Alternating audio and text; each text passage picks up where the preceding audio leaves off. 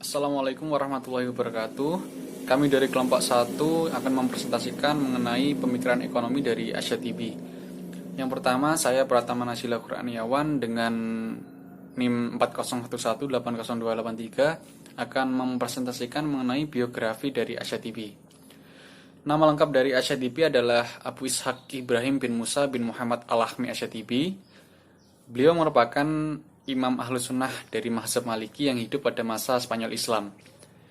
Ia dilahirkan di Granada pada tahun 730 Hijriah dan meninggal pada hari Selasa tanggal 8 Sya'ban tahun 790 Hijriah atau bertepatan pada tahun 1388 Masehi.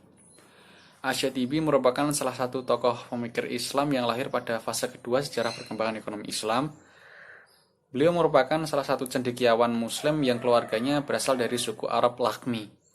Nama Asia TV diambil karena keluarganya dulunya bertempat tinggal di kawasan Spanyol, daerah Syatibah. Masa mudanya bertepatan dengan masa pemerintahan Sultan Muhammad V yang merupakan masa keemasan umat Islam karena pada waktu itu Granada menjadi pusat kegiatan ilmiah dengan berdirinya Universitas Granada. Keadaan ini menguntungkan bagi Asia TV dalam menuntut ilmu dan mengembangkannya. Asia TV lebih banyak berbicara tentang syariat Islam yang didatangkan dengan tujuan kemaslahatan hamba yang dijelaskan dalam Maqasid Asy-Syariah. Asia TV merupakan salah satu dari ahli hukum Islam yang banyak menjelaskan pemikirannya pada Maqasid Syariah secara jelas, yang mana beliau disebut sebagai Bapak Maqasid Syariah. Asia TV juga merupakan ahli hukum Islam yang pertama kali menyusun Maqasid Syariah secara sistematis sehingga ilmu ini lebih komunikatif untuk dipelajari dan dipahami. Selanjutnya mengenai pembagian maqasid akan disampaikan oleh teman saya Ririn Lutsmawati. Selanjutnya adalah konsep muqasyid sebagai sumber utama agama Islam. Al-Quran mengandung berbagai ajaran dan ulama membagikan kandungan Al-Quran dalam 3 bagian, yaitu akidah, akhlak, dan syariah. Dalam hal ini, pembagian muqasyid al-syariah dibagi menjadi 3. Yang pertama adalah dariyat, merupakan kemestian dan landasan dalam menegakkan kesejahteraan manusia di dunia dan akhirat yang mencakup pemeliharaan 5 unsur pokok dalam kehidupan manusia, yaitu agama, jiwa, akal, keturunan, dan harta. Sebagai contohnya, penunaian rukun Islam, pelaksanaan kehidupan manusiawi, dan larangan mencuri. Itu termasuk dalam contoh pembagian muqasyid al-syariah. Yang pertama yaitu dariyat, yang kedua adalah hajiyat, yaitu yang dimaksud untuk mewujudkan kehidupan, menghilangkan kesulitan atau memelihara yang lebih baik. Contohnya mencakup kebolehan untuk melaksanakan akad mudharabah. Itu contoh dari pembagian muqasyid al-syariah. Yang kedua yaitu hajiyat. Yang ketiga adalah tasiniyat dengan tujuan pembagian ini dengan tujuan agar manusia dapat memelihara, dapat melakukan yang terbaik untuk penyempurnaan pemeliharaan 5 unsur pokok kehidupan manusia yang telah saya sampaikan yang tadi. Contoh misalnya mencakup kehalusan dalam berbicara dan bertindak. Dalam hal ini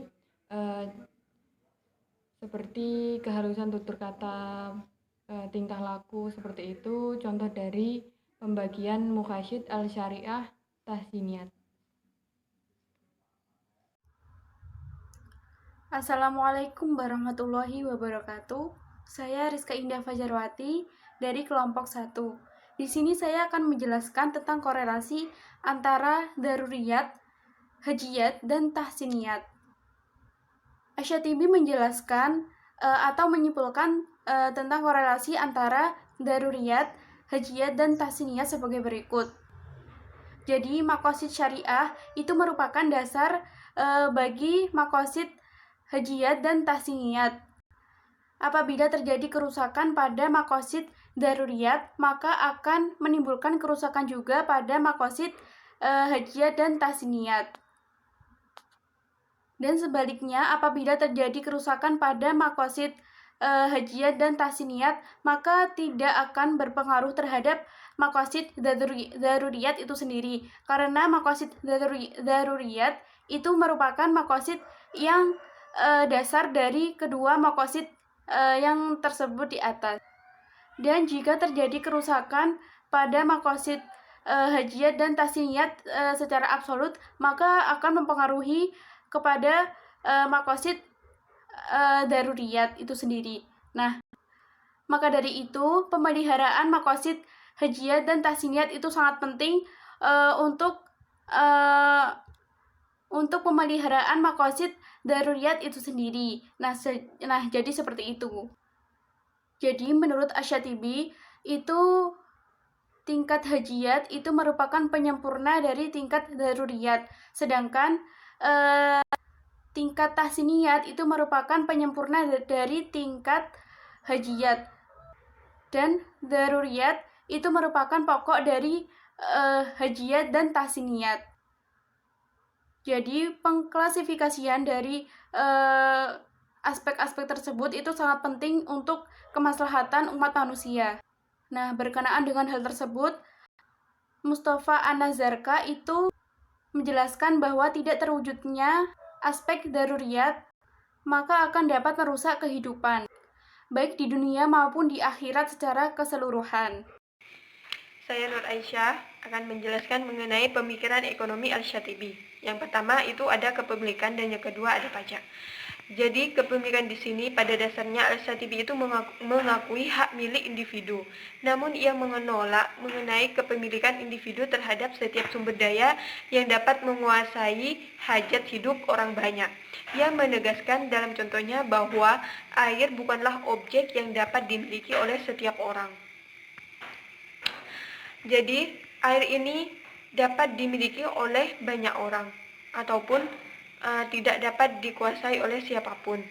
Dalam hal ini, air yang tidak dapat dikuasai itu atau yang tidak dapat dimiliki itu contohnya seperti air hujan, air laut, dan air sungai. Karena ketiga air ini memiliki sifat yang tidak dapat dimiliki oleh siapapun. Dan ada sebagian juga air yang dapat dimiliki oleh per individu. Di sini contohnya air sumur, yang kedua air yang sudah memang ada di tanah milik orang lain. Jadi apabila air itu sudah ada di tanah orang tersebut, maka air itu dapat dimiliki oleh per individu. Jadi apabila air itu sudah milik per individu, air itu tidak dapat dimiliki oleh orang banyak. Yang ketiga itu ada air yang sudah dibeli. Jadi apabila air itu sudah dibeli, maka air itu sudah menjadi hak milik orang tersebut. Dan yang kedua itu pajak. Jadi dalam pandangan Al-Syatibi, pemungutan pajak itu harus dilihat dari sudut pandang maslahahnya atau kepentingan umum. Jadi di sini dijelaskan bahwa pemeliharaan kepentingan umum secara esensial itu merupakan tanggung jawab setiap masyarakat. Jadi dalam kondisi ini tidak mampu, apabila masyarakat tidak mampu melaksanakan tanggung jawab tersebut, maka dapat mengalihkannya, masyarakat bisa mengalihkannya ke Baitul Mal atau dapat menyumbangkan sebagian harta yang dimilikinya untuk disumbangkan untuk memenuhi kepentingan tersebut. Oleh karena itu, pemerintah dapat mengenakan pajak baru terhadap setiap masyarakat. Sekian yang dapat saya sampaikan. Apabila ada kesalahan, saya mohon maaf yang sebanyak-banyaknya. Wassalamualaikum warahmatullahi wabarakatuh.